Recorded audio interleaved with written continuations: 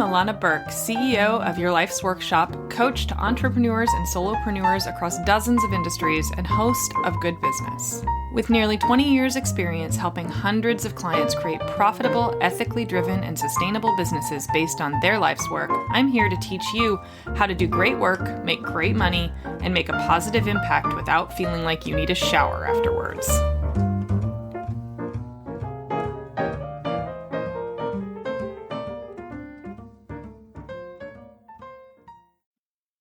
And welcome back to our ongoing leadership series. I'm your host, Illana Burk. I'm really delighted that you're here with me today. And in continuing our conversation about power from the past two episodes, today we're talking about impact. When you're trying to make a positive impact, it can be very frustrating to feel like nothing you're doing matters. It's the thing that generally stops people from doing impact-driven, high social justice type work because it feels like a drop in the ocean. And you know what? Here's the really uncomfortable truth. It probably is. Now, we all like a cheerleader, but today I'm not a cheerleader. Today, we're talking hard, uncomfortable truths. Without power, nothing you do matters. Your name on a petition doesn't matter. Your Facebook post about how bad you think everything is doesn't matter. Your participation in a group discussion doesn't matter. Your lawn sign doesn't matter. Whatever you're trying to sell doesn't matter. Now that you hate me, because you don't have any power. Unless you do, in which case, stop listening. You're probably not here if you have a bunch of power already. So we're going to assume that most of the people listening are not the most powerful people in this world, right? We are those who are the scrappy folks kind of hanging out, frankly, in the middle to the bottom. We want to make a difference. We want to see the world be a better place. We sit and lament about how hard everything is and how much things suck and why do people have to suck so much, right? But here's the thing, you guys, like, buddy, on every side of our incredibly divided country right now is seeking the same thing, and that is the power to have the world that they want to have. Unfortunately, obviously, we can't all agree on what that is. So at the end of the day, he who has the most power wins. I'm hoping it's a she, but let's be honest, her track record isn't great. That's why nothing you do matters when nothing you do matters. That's what I mean by that title. Being part of a cacophony of sound, of noise, of course it has its place. But does it really matter long term? Does it have the impact that you want? Is it actually going to move the needle, or is it just part of the puppy pile of a cultural moment? Do you know the difference? When a social justice moment or a cause du jour is dominating the people you respect and the voices of those around you who do have maybe a bit more power than you do, when you join in on those conversations, do you feel like what you're doing is actually going to make a difference? Or do you know what the rest of us probably know, but we don't want to admit? That we just don't want to be seen as being outside of the conversation when we agree. Of course, I'm fully in support of let's not burn through the globe, right? Let's not burn down the planet we live on. Yeah, we all agree that that's probably a good idea to not burn that down. And then we wander off and we experiment with crypto because we are like, there's another bandwagon I should probably pay attention to. I don't want to be left behind. I can totally disregard the fact that crypto is a nightmare for the environment, right? This is a common thing, you guys, that like nobody's watching, so I can do this over here and that over there. And that's frankly what the people in power count on. We're too busy chasing our tails and running in circles and not really paying attention or aligning our ideals with our actions on a regular basis. It's why cause du jours are that very thing. It's why they have a moment, because it makes us feel better about our lack of power for a little while. Shouting at the wind makes us feel like we have some ability to affect change when we really don't. That's the uncomfortable truth of it. We really don't have enough power to affect change unless we can all make decisions collectively to move in one direction or another, which is basically impossible this day and age. You add in the anonymity and indignation of the masses on the internet, and it gets real hard to actually do anything. Now, I don't think I'm telling you anything you don't already know. I'm just saying the thing out loud that most people just don't say. Because we all want to be part of a cause. We all want to believe that this is the moment when the tide shifts. The unfortunate part is it's not a tide shift. It doesn't just, no big things change overnight. Not racial justice, not access to equitable income, not minimum wage, not socioeconomic change, none of it changes overnight, unfortunately.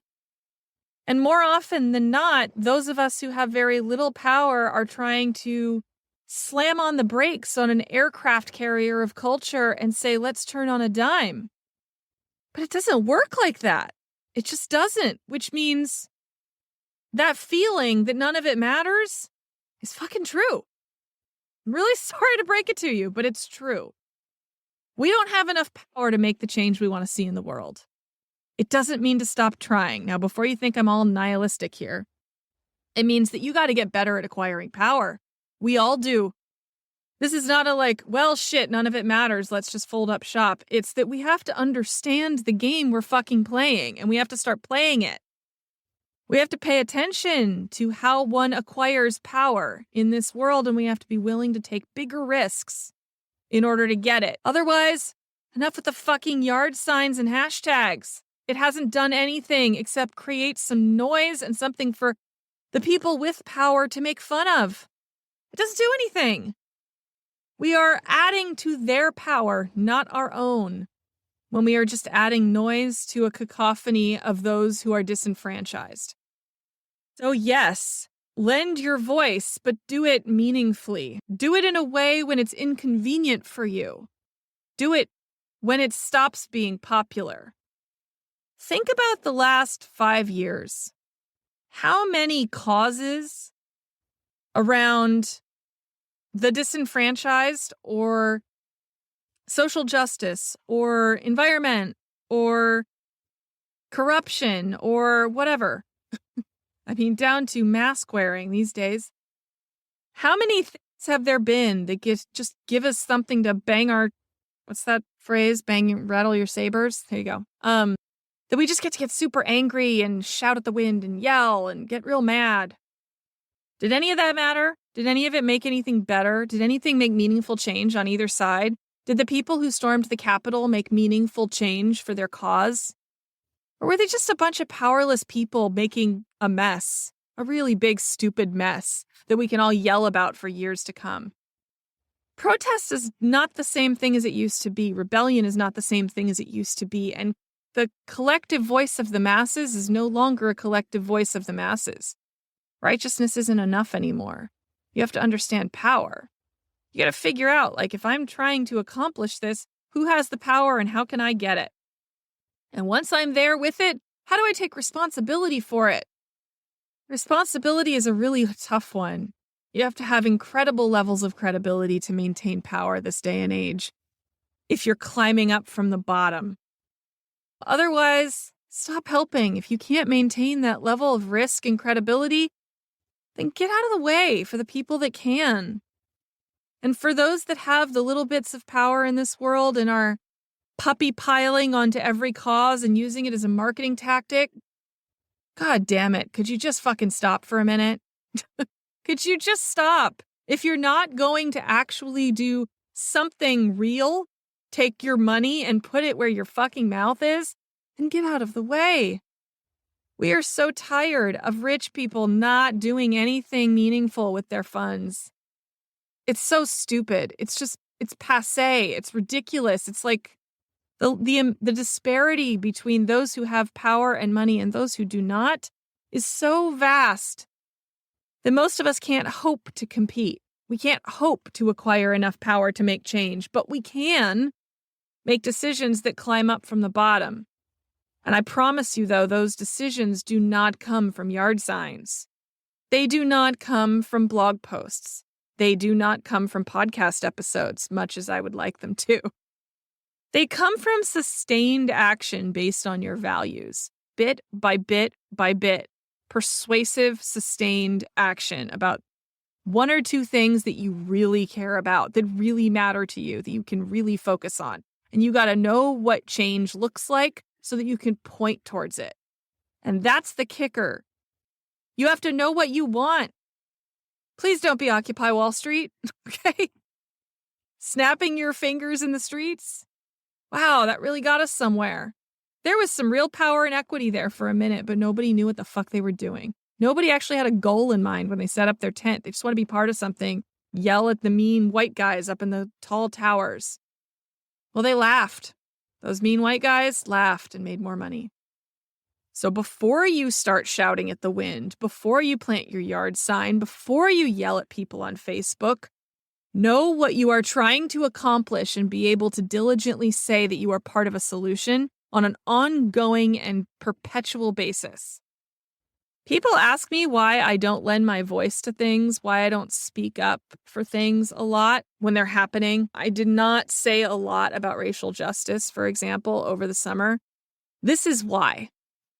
Not because I don't think it's important, but because I know for sure it's a moment in time that I cannot sustain a level of commitment to because I have my own stuff. I have my own things and my own eye on the ball, and I only have so much capacity and effort. And yes, I'm very well aware that that comes from my privilege. And I feel bad about the fact that other people do not have that luxury. I cannot, however, affect change meaningfully from my vantage point about that topic. I can, however, affect change meaningfully by doing this. So I stay in my lane because I am working on a longer game. I am not interested in virtue signaling or trend grabbing or grabbing onto a moment because it matters. Something always matters. I'm trying really hard to hold on to the tiny bit of power that I have acquired, that I understand, that I am aware of, and I'm trying to do the best possible things that I can with it. And that means I can't spread it too thin. I can't spend that equity on every single thing that I want. I only have so much in the bank and I can't run on a deficit. That's burnout. So here's me saying, I give you my permission to recognize that your voice might not matter on every single thing. Find the thing where it can and hold on for dear life and make whatever difference you can. My cause is making business better because it is my wholehearted belief that if we solve the problem of unethical commerce, everybody wins just a little bit more. That's where I choose to gather and spend my little bit of power in this world. Where does yours come from, and how do you choose to spend it? All right, everybody. See you soon. Bye. Thanks so much for hanging out with me today.